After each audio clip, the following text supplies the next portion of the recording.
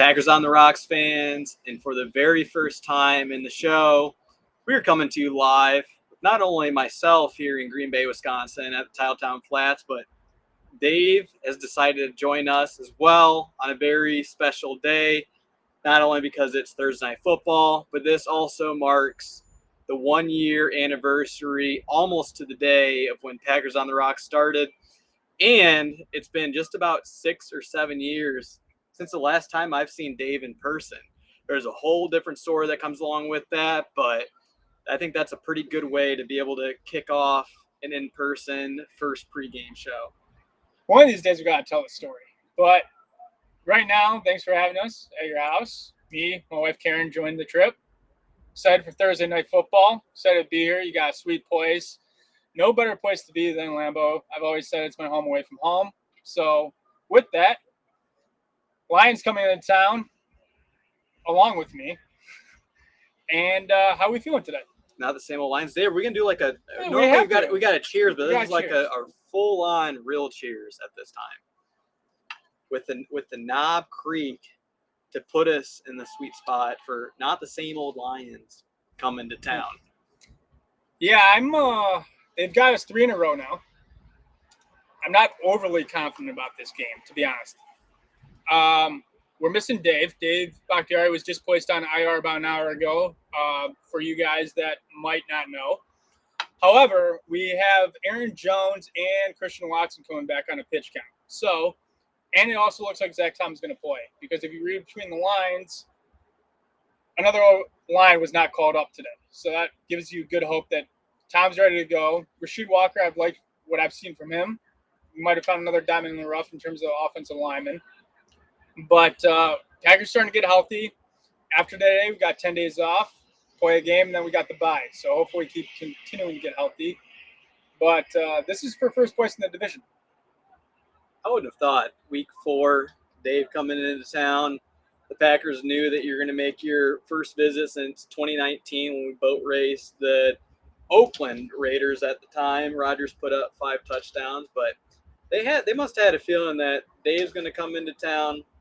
We're not going to be at complete full staff with the exceptions of Bakhtiari and Jenkins. But they're like, we need to give Dave our best shot at probably a top 3 team in the NFC North in the Detroit Lions. They always give us their best shot too, but I just think it's going to be pretty entertaining that we have our 2 top weapons on offense coming to help this guy named Jordan Love that's done nothing but exceeding expectations through the first 3 weeks. I have pretty high expectations because the last time I was at a game at Lambeau, I saw a perfect passer rating. So that's the bar. They ball out when you're here, and it's like, I don't care if you're hurt, but you got to give it a go. Exception 69. There are some good tells with this Packer defense lining up against this Detroit offense. They've held them under 20 points the last couple of times they've faced them. Packers offense has not been able to keep up to that. So Jordan Love has been in rhythm. I know that completion percentage at the time is low. Fans are worried. He's hitting the right plays at the right time. And LaFleur is dialing up some plays.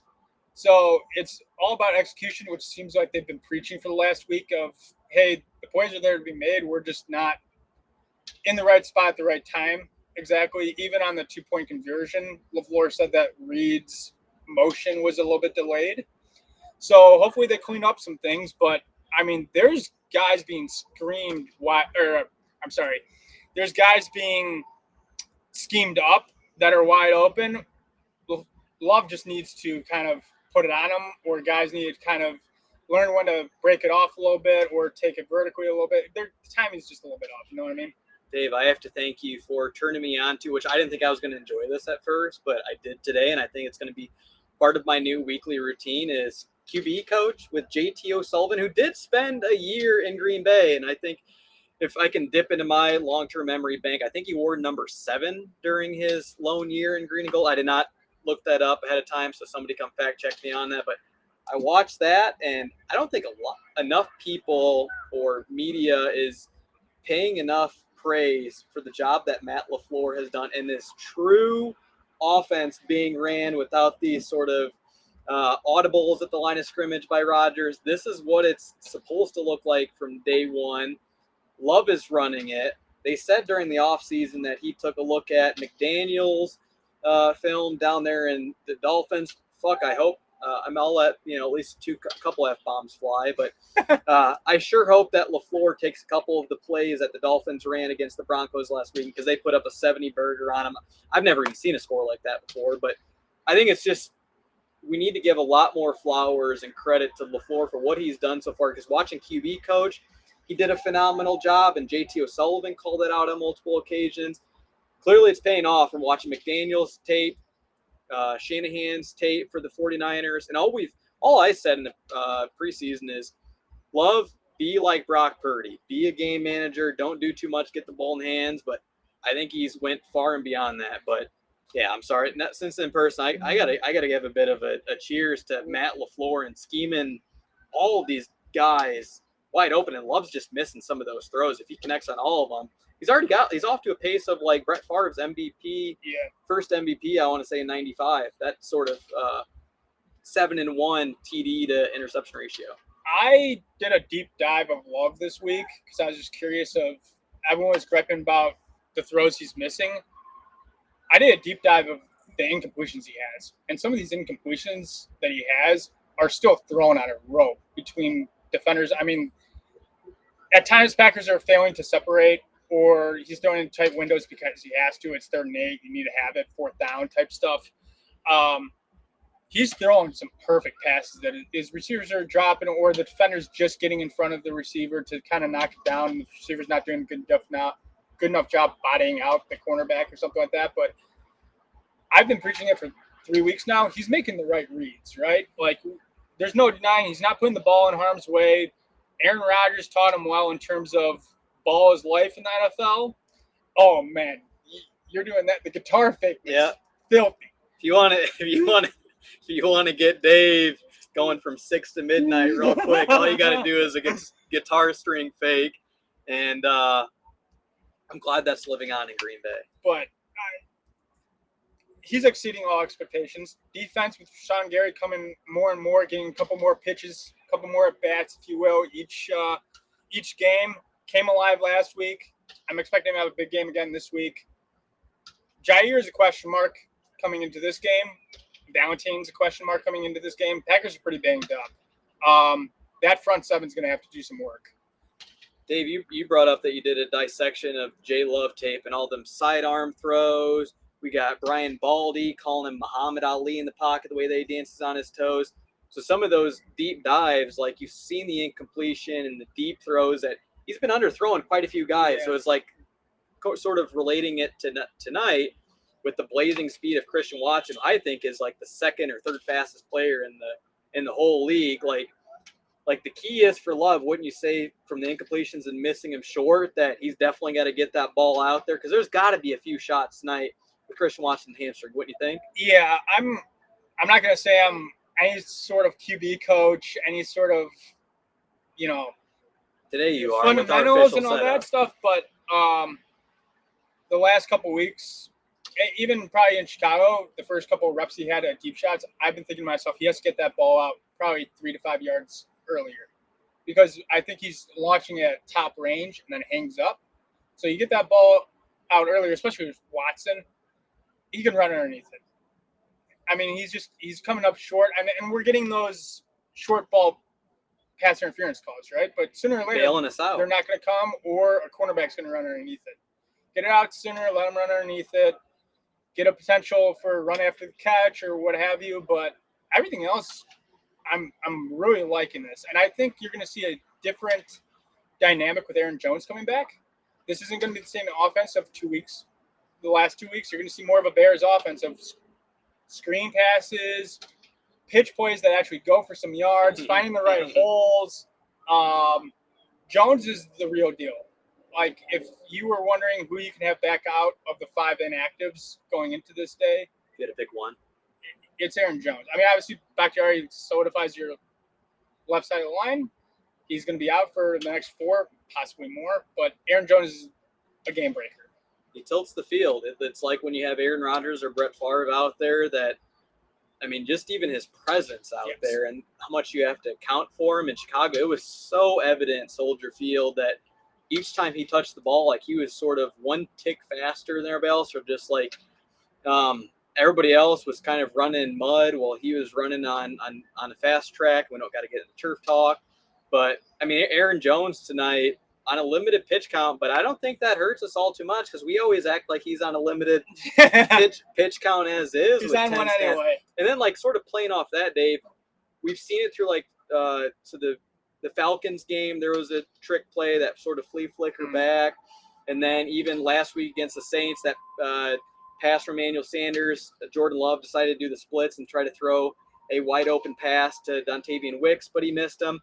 Do you expect some trick plays with Aaron Jones back in tonight? We know Dan Campbell's not afraid to go for it on fourth down. Like, is it going to be a bunch of, hey, if we get it less than 4th and 5, both LaFleur and Dan Campbell, you better just get your defense staying out in the field and ready for whatever the hell they could throw at you? I'm expecting at least one that he pulls from the bag. I have an interesting take. I'm going to call my shot here.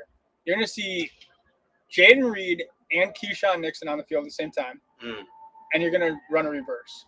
That's my call. You're going to do a motion with Jaden or Nixon. You're going to either hand it off to one and then he pitches to the other, or you're going to fake it to one and throw it to the and like hand it off to the other. I'm going to see like there's going to be some trickery with this team. I like it. I like what LaFleur is doing. He's making defensive coordinators really dig deep to see what LaFleur is going to throw out there because he's throwing a lot on tape, right? So that makes you plan for everything. So I'm expecting one more. I would really like to see a Reed Nixon reverse or like fake to one, throw it to the other. Because we can't give it to Nixon back-to-back games when he's in there on an end around and expect the first down. Like, there's got to be some sort of trickery that it's a fake to K9, and Jaden Reed's going to be standing nearby. I'm going to go backtrack just a little bit to your Aaron Jones comment. He might be on a pitch count, but I think what you're going to see a lot of is a lot of play action because it's like you still have to account for Jones. So as long as it's kind of like that, a deception thing where you don't need to necessarily give him the ball to make the defense react to him. There's been a lot of times that these motions and it looks like a run play that they've sold it so well so far that it's freezing the safeties and you're wondering why Love I think has had a decent amount of time in the pocket so far, and we got to account for Aiden Hutchinson, who is 100% on Rashawn Gary's type level. He is a game wrecker, as LaFleur mentioned it. How can we freeze him or neutralize him enough in the pass rush that Love can keep with these sidearm angles and looking off defenders, these no-look passes, because he is a force to be reckoned with tonight. With us down Bakhtiari and Jenkins, and I imagine they're probably going to line him up all over the field. They even sometimes will put him out in coverage at times. They had an interception last year. I want to say it was against Fields. I mean, Fields can't really read the field very well, but that's one of those guys that I think we got to account for in every single play. Yeah, that's my one of two matchups to watch. I have Hutchins versus either Tom or Walker, depending on where they're going to line them up, because they're going to move them around, see where our weak point is on that offensive line. And then a very interesting one is Reed versus Branch. Yeah, Brian Branch, who was a prospect that we were looking at in the draft. I know that you're like, hey, we should not be drafting a safety this early. I agree with you. I don't know if we should be ever really drafting the safety unless it's like an Ed Reed or Troy Polamalu type, but he's one of those people that people expect to go first round early, but he ran a slow 40, didn't do that well of a combine, and he's been showing up left and right. LaFleur also gave him some praise earlier this week. I think he gives too much praise to other teams as is, but I like that, to be honest with you. You do? Yeah. You do like it when LaFleur gives a ton of credit to the other team instead of like Robert Saleh. He's like, another coach will come up to me on the sideline after a game and be like, you guys play hard. And he's like, fuck that. I don't want to hear that noise. I'm like, I'd probably rather go more towards Saleh than LaFleur always giving so much credit to other teams. I'm like, hey, we got a hell of a ball club too, LaFleur. Yeah, I like the respect atmosphere of it. It's fine. I mean, you don't want to run into too many enemies in this league. You never know when you're going to need a job. But that is true. But yeah, Brian Branch, I think he's a dog. He's a player. Yeah. So I have that. I think it's going to be with Watson back too. It's going to be completely different because Dobbs, no matter what you guys want to say about Dobbs and Watson, Watson's the true number one on this team. Watson can be hurt. When he comes back, that guy is a game breaker. Same with Jones. But it'll be interesting with Dobbs matched up on the 2, Watson on the 1, or if they want to reverse that, I'll take Watson on the 2. And then you have Reed and you have Musgrave. There's a lot of young talent on this team that we have yet to see on the field this year. So it's a very exciting football game, very exciting night. What about the defensive side of the ball? Who do we got to account for? This guy named Jahmyr Gibbs that I think was picked way too early. What I call a reach draft pick by the Lions. I'm like, I'm not taking a running back in the first round, let alone in like the top 15 or it was like a top 10 pick, whatever they went. Like, dude, this guy shoots out of a effing cannon on the ball. Run defense is always a concern. I don't care if you put, LeGarrette Blount now or Eddie Cheeseburger Lacey right now. It's going to be a concern. And then, you have the better of the St. Brown brothers come down without Jair, possibly. We haven't got the inactive list yet. Jair is trending down currently. So there's going to be, our front seven is going to have to work. Like, commit guys to the box. Isaiah McDuffie, that's you. It seemed to work last week, right? We wanted to do numbers in the box once, we started getting on that roll, and it's like, okay, we'll just throw it on us. We're going to commit 7, 8 guys in the box and let your dogs on the outside work. Kenny Clark, I don't know, I know that he kind of starts off the season strong, and he fades away, and then he comes back. He's having so far another one of the type of those seasons that he jumps off the page, early on, that he kind of makes his presence known from the jump. He's like, hey, I'm going to swim one of your guards or one of your centers, get in the backfield for him. It was a sack last week on the first possession. Fastest sack in the NFL so far this year. Really? Yes. For snap count? From the time the ball was snapped till the sack is the fastest sack in the NFL right now. You heard it here first, Packers on the Rocks fans. Dave's been timing it. He's went through every single NFL game and timed each one of the snaps. Jair, are you playing tonight or not? Well, I can look over there in Lambeau. Give me a thumbs up over there from Lambeau. I feel bad that everybody can't see it from our angle, but could have done it down on the patio. Could have done it inside Lambeau. Could have, yes. Their Wi-Fi is just not up to speed. Is the only thing. But yeah. All right. So yeah, run defense. That's the first thing, because they also have David Montgomery from the Bears. He's back from injury, and he's a handful, and that he can break a ton of tackles. But we've done well with David Montgomery over the years, where he hasn't had these sort of bowling ball type runs against Packers. So I'm not worried about him. It's just Jahmyr Gibbs in space, and they can line him up in the slot and the backfield. There's a number of things that they can do for him. So just like Aiden Hutchinson, you got to know where he's at all times. Yeah. I don't want to see like Devondre Campbell and Bijan Robinson, where he's like 8 yards laid off of him on a 3rd and 2, and then they get an easy completion to pick up the sticks. It seems like the Lions also have asked Goff to be doing things way more comfortable than the Rams ever did. Like, it's kind of, I'm not going to say it's double-edged sword, because you're still dealing with Goff, and I'm more confident in the approach of trying to stack the box to stop the run game and letting Goff try to work there. But Goff has been different with this Lions team than he ever was with the Rams. He protects the ball a lot better. He plays a lot more clean games than when he used to. So I'm looking at Gary. Preston's been quiet this year.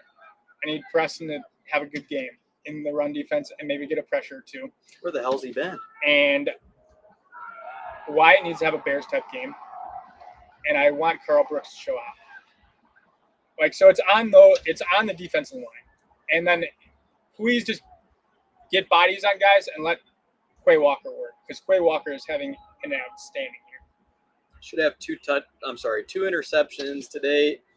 Is 1 pick six, 17 tackles 2 weeks ago. I don't know how many he had against the Falcons, if you got a good stat to pull out of the bag right now, but he's clearly made that jump. Devontae Wyatt, yeah, get upfield quick.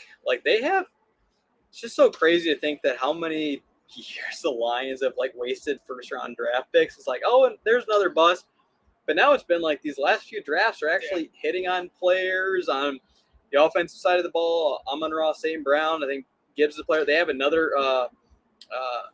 it's a left tackle, I want to say, Pinois or Sinois, Yeah. something like that. Some Hawaiian dude or Samoan. Samoan. Yeah, who's a hell of a tackle. I'm going to say like top 5 in this league. And Goff hasn't been asked to do too much, but like he's done fairly well with the football. And I mean, if Jair's playing, he held Amon-Ra St. Brown the last time we played him pretty well in check. I want to say he only had like 50 or 60 yards, and there was times I think he was mic'd up during that game, and he's like, you're just a little boy. He's like, he said something along those lines. Jair says some pretty sort of controversial stuff to really get in your head throughout the game, but Gibbs, Amon-Ra, St. Brown. I'm trying to think if there's any sort of other things on defense that we need to be made aware of. There's an overlap though, right? Like we all agree on that. There's an overlap between who you pick in the draft and how you coach them up, right? And the Lions the last 2-3 years have finally found that good intersect, like the Packers have. People always wonder why the Packers have great offensive linemen. Why do they always have great quarterbacks? Well, it's the scouts who bring in that talent of saying this guy might be raw, and it's that coaching talent that brings him in and can coach that raw talent and turn him into a diamond. Lions have all of a sudden struck gold a couple of times. But they don't have the Packers history. They don't have that longevity of it. And so far, in terms of NFC North, we still have the target on our backs. Aaron Rodgers is not in town. Jordan Love took over the throne. But there's still some bite to this team. The standard is the standard, Dave. It doesn't leave. Yeah, we still carry the G. It's like my first like knee jerk reaction is thinking of like the Browns and how many wasted quarterbacks they have. I'm like, if you gave them to Green Bay, we might be able to make a player out of them. We used to be trading 4th round draft picks at quarterback for 2nd round draft picks and saying, here, take them off our hands. This is going to sit behind our starter for the next 3 I'll 4 flex years. a little bit. We got Aaron Brooks. We got Matt Hasselbeck. Matt Flynn even got himself a contract. Doug Peterson. I mean, he was a backup for many years, but you look no further than Matt Hasselbeck and Aaron Brooks and Mark Brunell and Kurt Warner was with us for a little bit. Like this is dating back like 30 years worth of quarterback development, and then everything that Mike McCarthy did, where they're like, all right, well, Brian Brown must not be a dude if Mike McCarthy can't develop him. But yeah, coaching I think is half the battle. Where do you see this game leaning? Because there's only a few more hours till kickoff. I need to get a couple of ice cold beverages in me before we enter the stands. So, where's this game headed? How you see it playing out? What's your score, etc.? Yeah, I didn't look at yeah, you're right. A little over 22 minutes. Probably should be putting a bow on this thing, closing out the tab, and we got tons of fans trickling in. And this Knob Creek bourbon is hitting the spot. All right, so now that I've dodged your question for at least a little bit by myself sometime. Looking back at May and the schedule release, both of us had a loss, I want to say, in this one. I don't know if we did like exact score predictions. I'll tell you this, Dave, like you've been pretty on the mark and on the money so far with your score predictions, and Falcons was turning out to be true. It was before you called it out and jinxed yourself. Last week, I was just about on the money. I said 20-17 win. It was 18-17. I was 2 points off for all you gamblers if you want to get your last second sort of not in there. But unfortunately, Packer fans, I know we sound like homers, probably at least to some extent, but no, we call it straight down the middle. And this one's a loss, Dave. I know it's a redemption shot for the Packers and sort of getting even with the physicality that the Lions have, but I still feel it as though that they have a lot more holes filled and they're a lot more complete team than what we are at this time. Next year at this time, good luck, Lions. Hey, guess what? Like Deion Sanders says, we coming. But I'll go ahead and give my score prediction. I'm saying 31-20, Lions win. Whew, you're okay. I'm not feeling great about this one as bad as I feel saying that because I'm here. But I have it being a little bit tighter, but I do have it as a loss. I had 27-17 on my scorecard. 10-point favorite either way. I know. I'm feeling very bad. I'm hoping I'm wrong in the other 10 points. Wait not to let your emotions get into it. Have not been here since 2019. You're just like, it's all pack all day and doesn't matter. whether we have half our offensive line being down and they have a decent We could get pass we rush. could get a guest host real quick and see what her score is, but Should we? I think we're gonna say, hey, your call if, No, we're good. if she's down for a guest score and she's I don't think ready she and- wants to hear our and score. her Packer- I don't think she wants to hear our score prediction. If I drove up here on 4 hours and said we're gonna lose by 10, I think she would tell me to turn the car. Dave, it's not worth it. Can we sell our tickets pregame? So, all right, with that, guys, we are gonna hop on after the game, win or lose, and break it down for you, gents. It could be a little reckless if we're hopping on after the game.